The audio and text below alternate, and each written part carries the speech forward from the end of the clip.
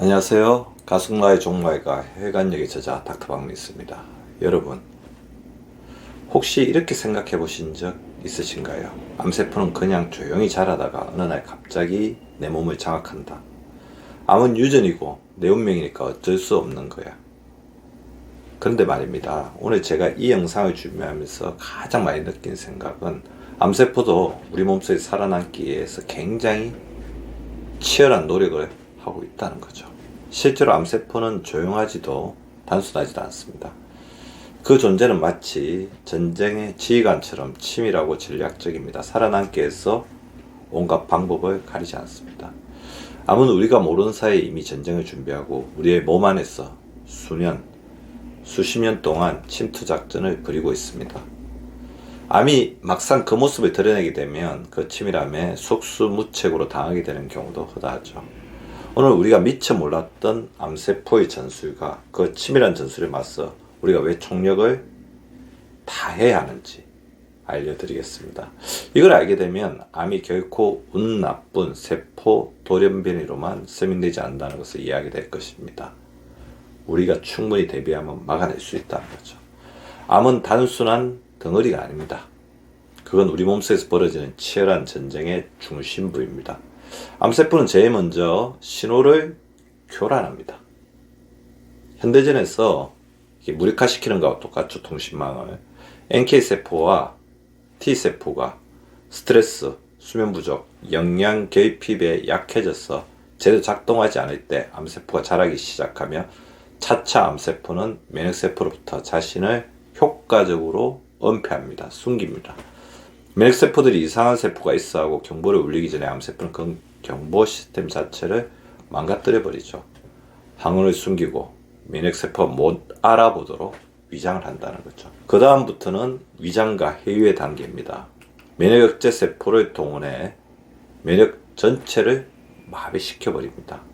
암세포는 자기 주변에 면역 억제 세포를 끌어모읍니다. 원래 암을 공격해야 할 면역세포를 억누르는 존재들이죠. 이 면역 억제 세포들은 암의 편에 서서 오히려 우리의 방어 체계를 방해하는 배신자가 됩니다. 그리고 마지막, 암세포는 자신에게 우호적인 생태계, 즉 종양 미세 환경을 구축합니다. 염증성 사이토카인을 조작하여 종양 주변 환경을 암 친화적으로 만들어 버리는 거죠. 폐하도 변화시켜버리고 암이 생존하는 방식도 변화시켜버립니다. 주변 혈관을 끌어들이고 산소와 영양소를 독점하며 마치 자기만의 왕국을 세웁니다.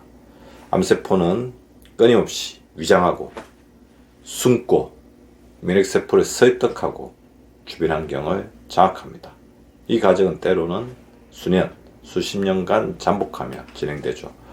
그 긴 잠복기 동안 면역세포는 균형 상태를 유지하지만 어느 순간 암세포 회유가 성공하면 면역의 억제선이 무너지고 암은 폭발적으로 성장하기 시작하는 것입니다. 이 시점이 바로 우리가 암이라는 사실을 뒤늦게 아는 순간이죠. 하지만 이미 그때는 암세포가 전쟁의 주도권을 완전히 쥐고 있을 수 있습니다. 갑작스러운 암 진단이 아니라 오래전부터 준비된 점령 작전의 완성일 뿐입니다. 자, 이제 우리는 암의 전략을 대강이나마 알게 되었습니다. 지암, 지기이면 백전백승입니다. 자, 여기서 중요한 질문. 그래서 나는 뭘 해야 하죠? 우리는 암세포의 전략에 맞서 싸울 수 있는 5가지 생존 전략을 준비해야 합니다. 간단한 것 같지만, 단순한 것 같지만 가장 기본입니다. 이것을 잘 해내야 합니다. 첫 번째, 스트레스 해소.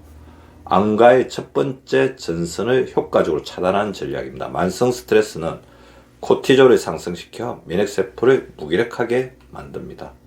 코티졸이 높아진 상황에서는 암세포가 빠르게 정식할 수 있습니다. 매일 10분 감정비움 명상을 실천하시기 바랍니다. 아침이나 점심시간 후 눈을 감고 심호흡하며 감정을 관찰합니다. 호흡. 자, 이렇게 하자는 거죠. 4초 동안 내쉬고 4초 동안 멈추고 4초 동안 들이마십니다. 단순한 호흡만으로도 자율신경계가 재정렬됩니다. 코티졸이 낮아지게 되면 NK세포가 다시 활성화됩니다. 자, 면역력은 장에서 시작됩니다. 장점막을 복원하는 전략을 펼쳐야 합니다. 장점막이 약해지면 장내 독소와 염증 물질이 혈관에 타고 퍼지며 면역을 교란하게 됩니다. 이것이 바로 장누수, 염증, 면역저하, 암세포 활동의 연결고리입니다. 하루 한 번은 반드시 발효채소, 식이섬유, 단백질, 식사조합을 실천해 주시기 바랍니다. 발효김치, 청국장, 요거트, 귀리, 양배추, 치커리, 브로콜리, 계란, 두부, 닭가스들의 단백질입니다. 장내 환경이 회복되면 면역세포가 본연의 임무로 복귀하게 됩니다. 수면은 항암 호르몬인 멜라토닌의 무대입니다. 그 무대를 우리가 잘 만들어줘야 합니다. 멜라토닌 단순한 수면 유도 호르몬이 아닙니다. 강력한 항산화, 항암 호르몬입니다. 밤 11시 이후까지 스마트폰을 보고 있으면 이 중요한 무기를 스스로 꺼버리는 셈이죠. 밤 10시 30분 전 멜라토닌 수면 습관을 시작하시기 바랍니다. 잠자기 1시간 전에는 조명을 줄이고 스마트폰을 오퍼합니다. 따뜻한 물로 조격을 10분 동안 합니다. 직전 만약 배가 출출하다면 트립토판이 함유된 식품을 드십시오. 바나나, 따뜻한 우유, 호두 등이 대표적인 예입니다. 네 번째, 하체 근육은 항암 면역의 엔진입니다. 근육은 단순한 운동기관이 아닙니다. 근육에서 분비되는 마이오카인은 항염증, 면역정진, 암세포 억제 작용을 합니다. 일주일에 3번은 반드시 30분 하체 근력 운동을 해주십시오. 하루에 7층보 걷기는 기본이고요. 틈날 때마다 스쿼트 15회씩 3세트를 시간 날 때마다 해주시고요. 런지, 계단 오르기, 벽에 기대서 앉기 등이 도움이 될 수가 있습니다. 근육이 늘어나면 마이오카인이 면역세포를 깨워 암세포를 다시 감시하게 만듭니다. 그리고 이 부분은 굉장히 중요한 또 과제이기도 하죠. 어떻게 보면 건강에 살기 위한 어무라고 할 수도 있습니다. 조기 감지는 최고의 전략입니다. 암은 보통 5년에서 10년 사이에 잠복기를 갖습니다. 그리고 발견 가능한 시점부터는 2배로 늘어나는 더블링에 1년에서 5년이 걸립니다. 그래서 그 주기에 따라서 암 조기 검진의 주기가 정해져 있는 거죠. 조기에 포착하면 면역이 다시 개입할 수 있는 반전의 타이밍이 생깁니다. 정기적으로 반드시 암 검진을 받으시기 바랍니다. 그리고 면역학적 지표도 반드시 체크해 보십시오. 백혈구 백분율, 염증 수치, 비타민 D, 장내 마이크로바이옴 분석이 대표적입니다. 암은 생각보다 훨씬 더 치밀하며 훨씬 더 교활합니다. 하지만 여러분, 우리는 무력하지 않습니다.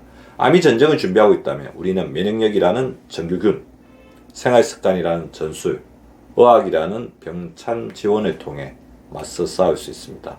우리 몸도 싸울 힘을 충분히 갖고 있습니다. 단지 그 힘을 꺼내 쓰는 법을 모르고 있을 뿐이죠. 오늘 이 영상을 보신 여러분, 이제부터는 암을 어느 날 갑자기 찾아오는 돌연변이 같은 단순한 적으로 보지 마십시오. 그리고 더 이상 방심하지 마시기 바랍니다. 우리 몸은 싸울 준비가 되어 있고 우리가 전략만 제대로 세운다면 암과의 전쟁에서 이길 수 있습니다. 지금 이 순간 여러분의 면역이 깨어나야 할 시간입니다. 닥터 박리수의 오해 혁명이 함께 하겠습니다. 감사합니다.